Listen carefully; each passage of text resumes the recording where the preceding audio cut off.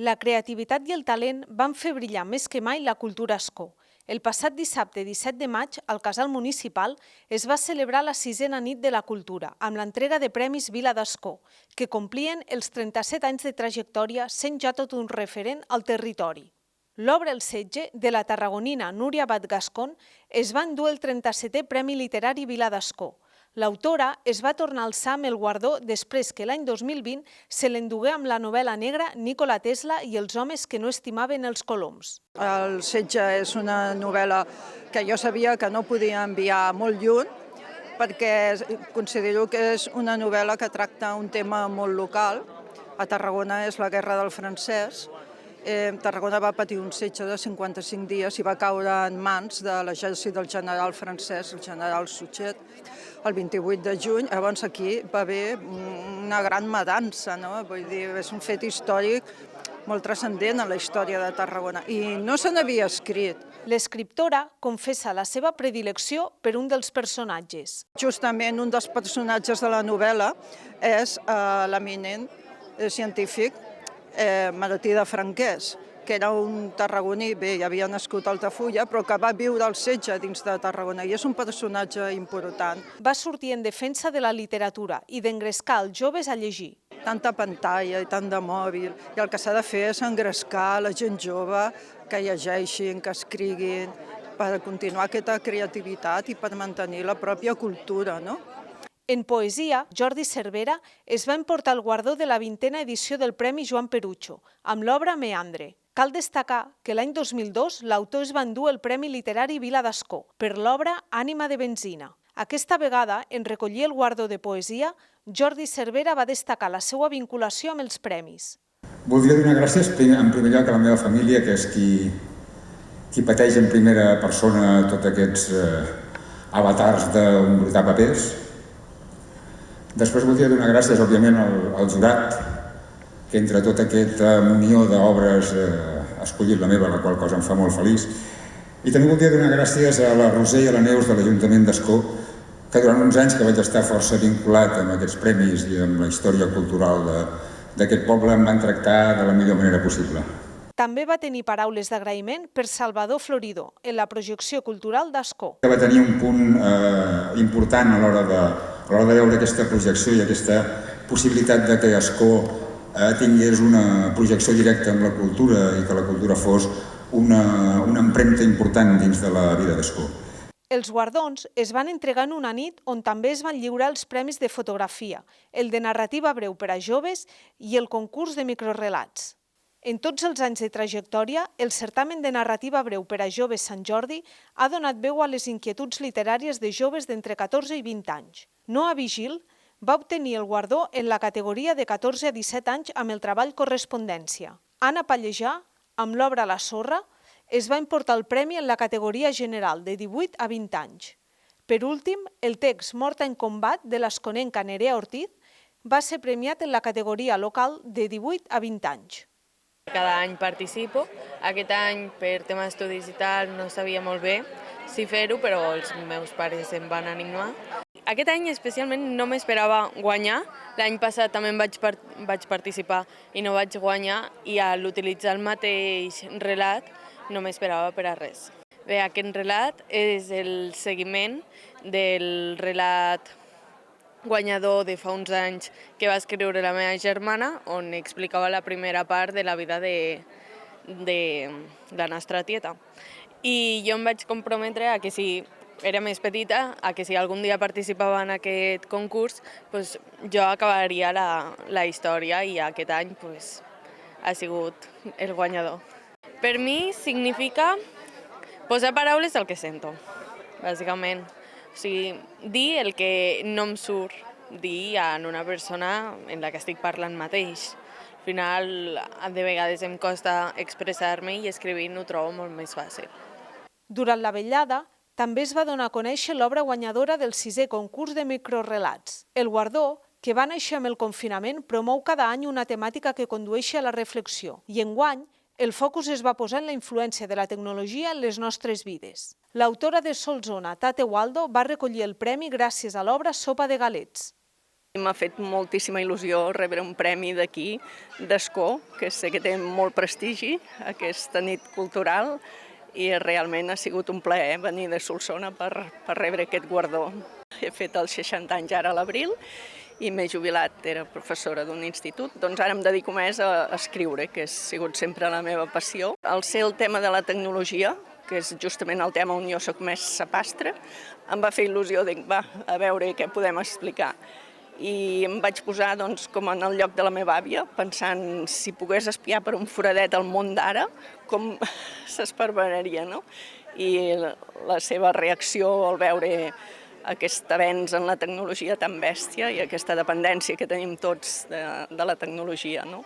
Va ser això, i posar-hi un toc d'ironia. Penso que sempre, abans de l'escriptura, hi ha d'haver passió per la lectura, que és el meu cas, sempre m'ha agradat molt llegir. Per la seva banda, l'asconenca Alba Amàlia Fontdevilla va ser finalista del certamen amb el relat Quimera.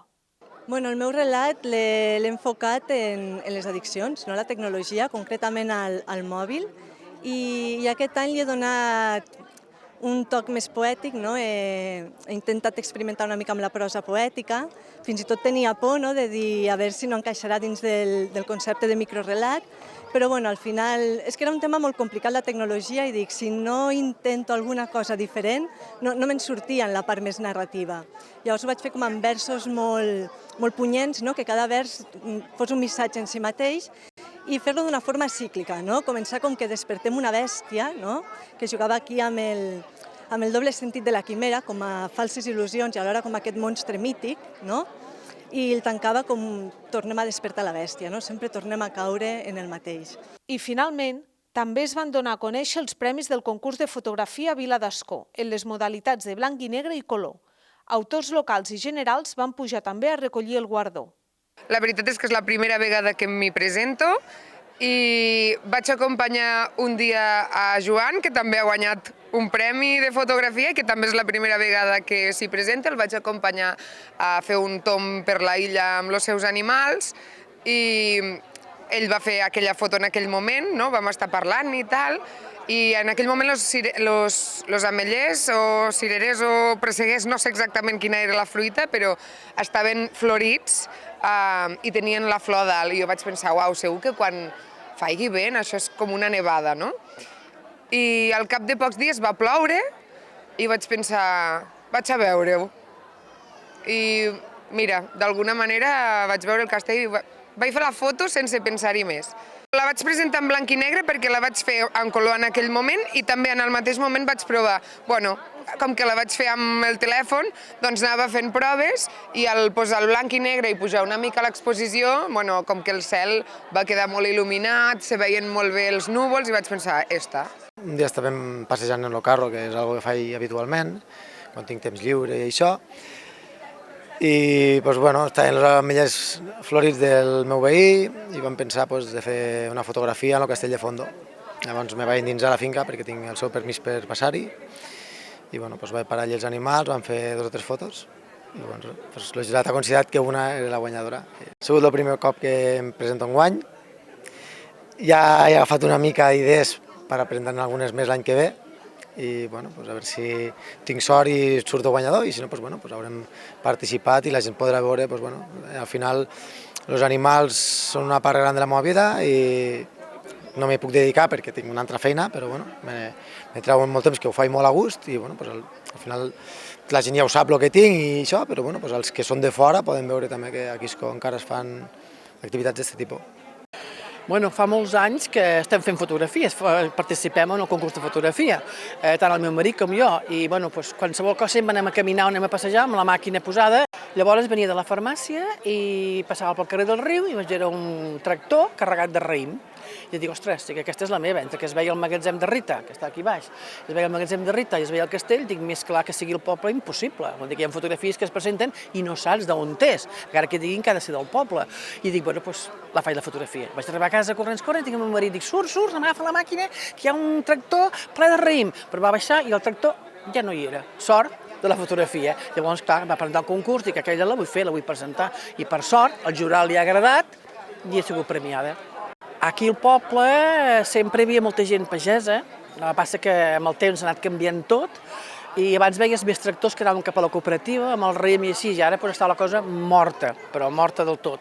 Llavors, clar, al veure el tractor aquí vaig pensar, on te'l porta? A quin altre poble el porta? Allò on te'l porta? Dic, doncs, vaig a fer la fotografia que per lo menys, no sé, se me quedarà una miqueta més de record de lo que era el poble abans de la pagesia. D'aquesta manera, els Premis Vila d'Ascó es confirmen un any més com un dels més consolidats del territori. La valoració molt positiva. Primer, el fet d'arribar a 37 anys ja és de per si un motiu d'orgull com a poble d'arribar fins aquí. I després també l'acte que ha quedat molt lluït, d'una banda perquè donem importància als premis, els intentem saber què projecta de la millor manera possible, que siguin protagonistes els diferents guardonats i guardonades de les diferents disciplines.